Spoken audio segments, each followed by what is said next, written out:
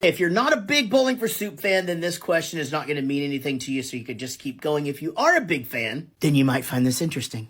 Well, if you're still here, then you probably know that we've done a bunch of different versions of the song Belgium. That song was originally written by Eric Chandler, who's our original bass player. He brought it in to me, and we finished it together.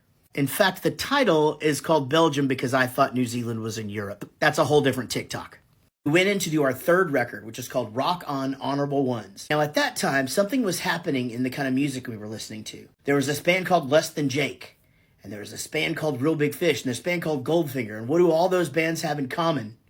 Horns. We were all living in Denton, Texas at the time, and in Denton, Texas is North Texas University, the biggest and best jazz school in the country. And it just so happens that a bunch of our friends could play horns. So we decided to have horns on one song. But we liked it. So we had it on 2, and then 3. And so then right 4. There, that song took a big right turn.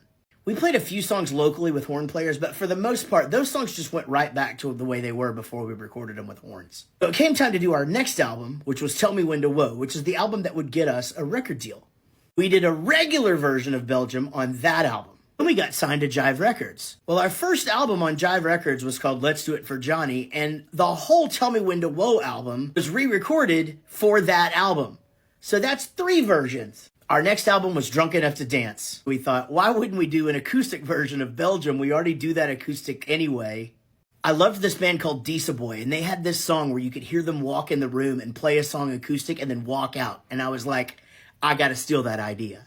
And we'll make it the hidden track. I'm sure you're probably picking up on the pattern now. After the acoustic version, it was like, where else could we take this? Well, we did a boy band version. Then we had Grammy Award-winning polka band Brave Combo from Denton, Texas do a polka version. Most recently, we did the elevator music version. And of course, on our album, A Nice Night for an Evening, you can find the piano version.